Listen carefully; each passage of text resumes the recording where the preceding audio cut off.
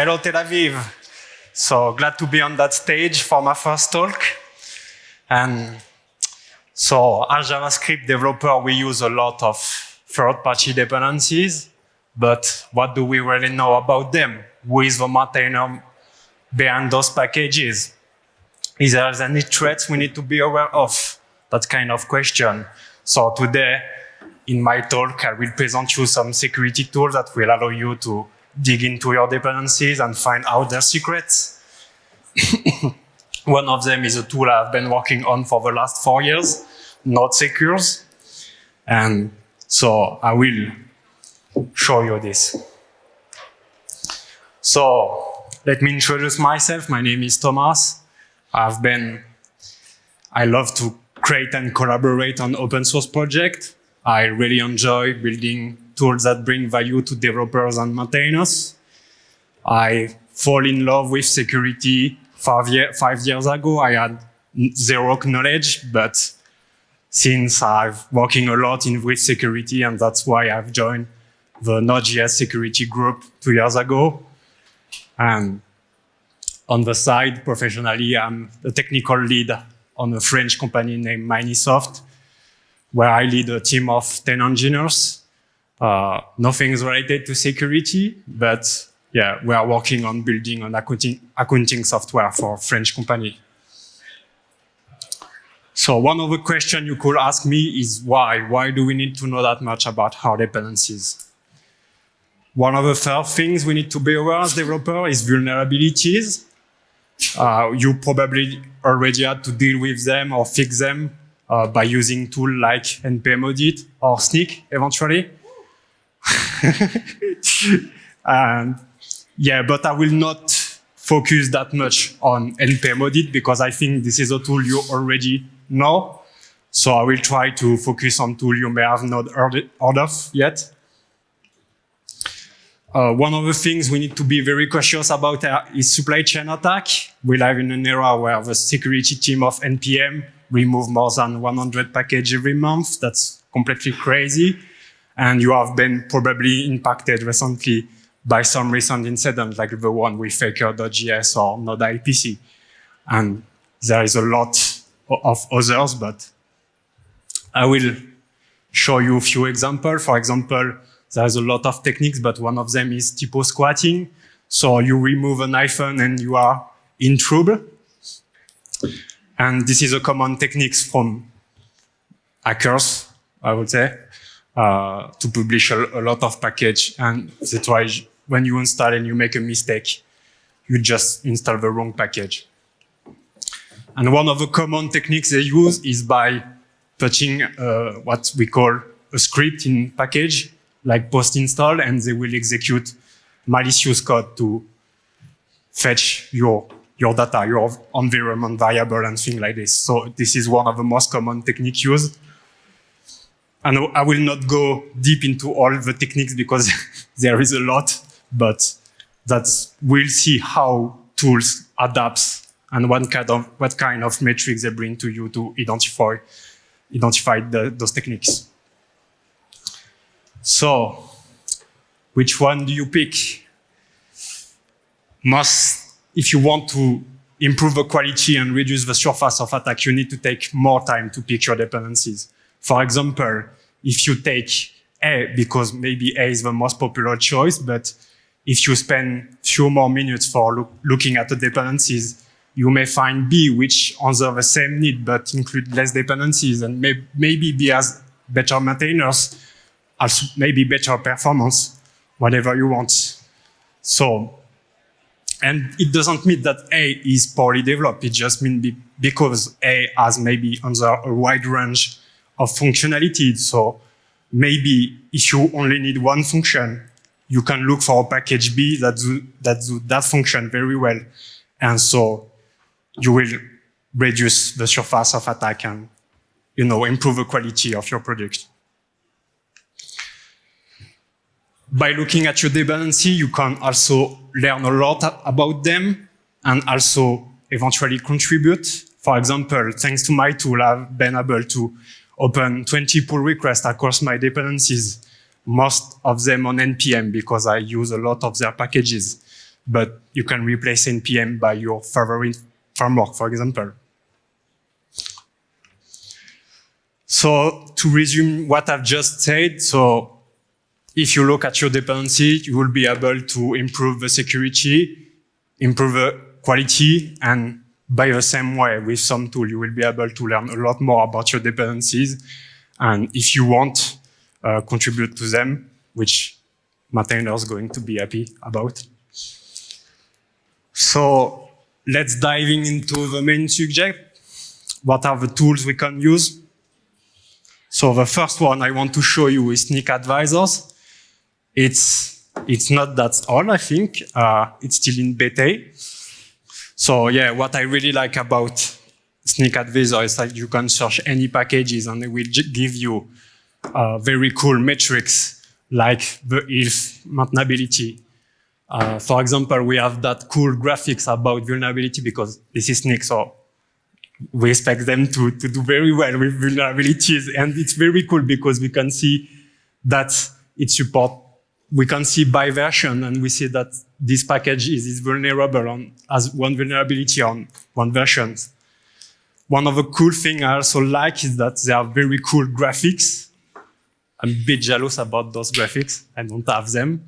But it's very cool because you can see how much popular is it maintained, and you have statistics like the number of issues opened and the number of pull requests, which is really cool when you want to compare two dependencies like A and B. Like in my example, you can quickly go on Sneak Advisor and type both packages and find maybe A is not, the maintainer are not active anymore, so it's bad, and maybe it have a lot of vulnerabilities where B has not. So you can check it on sneak.io/advisors or type Sneak Advisors on Google. I recommend you. I already use this tool almost every week. Okay, let me switch. The second one is Open Source Insight from Google. I think this one is not much now. Can you raise your hand if you know this tool? Okay. So nobody. So yeah, like a Sneak Advisor, it supports multiple ecosystems, and you can search any package. Like, hopefully, I think it will work this time. Search. Ah, yes. Typo.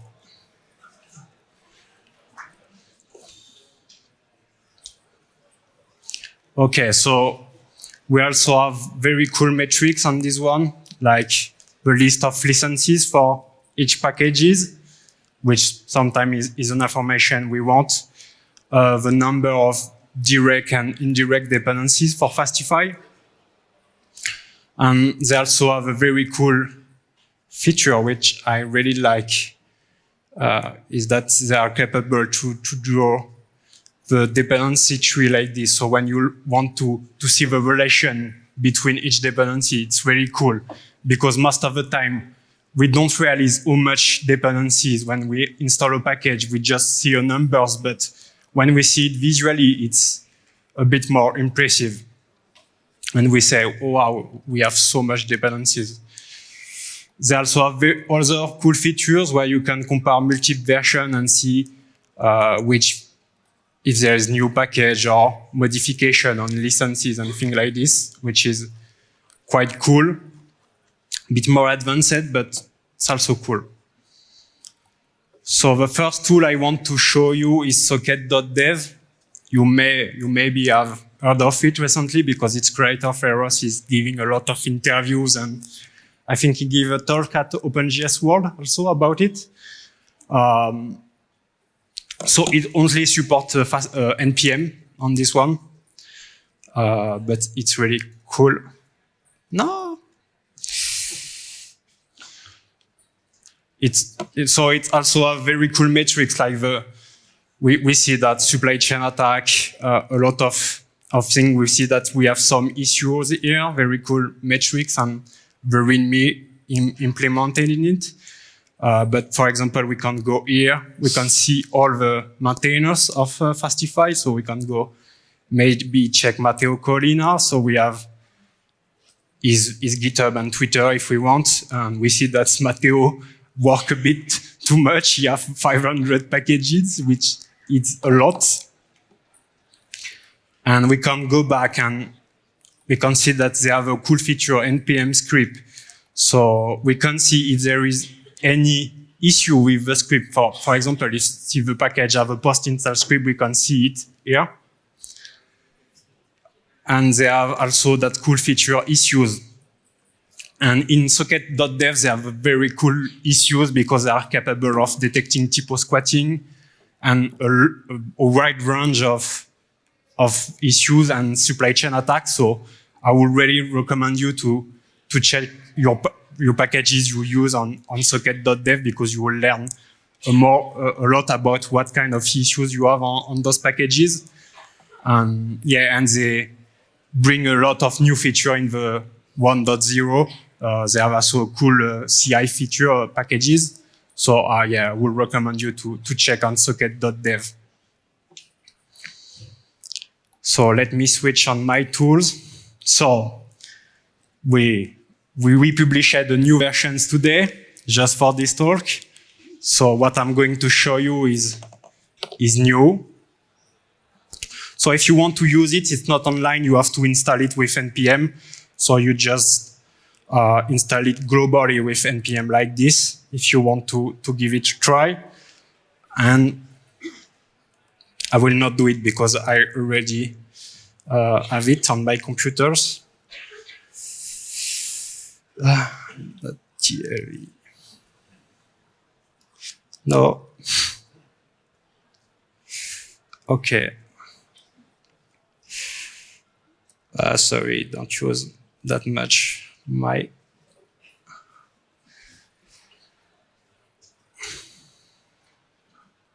Okay.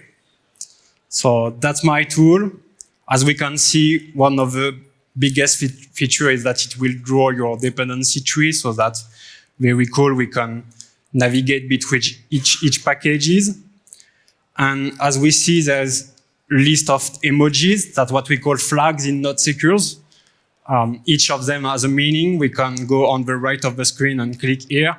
So we'll have the definition of each flag. For example, here the little planet is when someone is using a library to escape, like for example, HTTP to send HTTP request outside.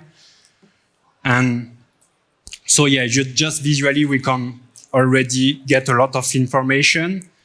And for example, if I click on one package, it's going to open a left panel and we'll get in it a lot of information like the GitHub page and information about the release, the number of star maintainers.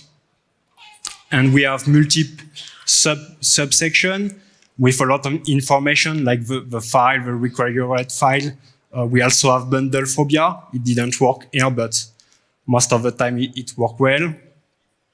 We also have the list of npm script. We also have a flag that when you have a post-install script, we have a specific flag. So we will look at it. We have some warnings about our static analyzer, so we can sometimes detect obfuscated code and things similar to this. So for example, here we have suspicious literals. I can click, it will open the file and we see that, this string is a bit suspicious, but it's okay. It's just a compiled WASP file. But that's the kind of thing we need to look. We also have vulnerabilities. We see that version of Untangle was vulnerable. So if we want more information, we can click here. And we also have SpeedX license conformance information, and we can see all license detected and with the file. And so we can move in the graph, do whatever we want, move between each packages. So we can learn a lot about them just by moving like this, and like who's the maintainer being this package. It seems cool, so you learn a lot at the same time. So we have some flag here. I see that it have minified code because of this emoji. So I can go here. It say, oh, look, this file seems minified. So we have a lot of information like this. For example, here I have a little box, so I can click. It say you have script. And we see this is because this is a native add-on, so it have a script to build native code when it is installed. And I can go in homes. So in the homes, we also have a cool data, for example, the number of dependencies, transitive dependencies. We have the list of extension, the list of licenses, and some information about each maintainers. We see that we have synthesaurus is everywhere. And we can click and open the website of the maintainers. We also have some settings, nothing crazy right now, but it's pretty cool. You can ignore whatever you want if you think some warnings are not relevant to you, or some flags if you think there's not as good. You can disable them and configure the tool as you want. And yeah, that's it. We also have a little search bar. So it's maybe a bit little, but we can search for whatever we want. For example, who is using diagnostic channel? We can click and we see that NDC is using this module. So we can jump to NDC and okay, that's it. We can search for any packages. So for example, if I want to search for Fastify, hope it will not take too much time, but I just have to do this. It will fetch all packages and it will open. So yeah, it's work. It's not a lie. And yeah, we can look at Fastify. We can see if there is any issues, and we can. Oh, what is this? It's Find My Way. This is, I guess, the HTTP router of Fastify, and I can go here and learn more about how Fastify works. So that's really cool. Okay, that's it for my tool. I would like to thank my contributor because they spent a lot of week working for that demo. So they're the best contributor I can have. So I like this to be recorded. Thanks to you guys.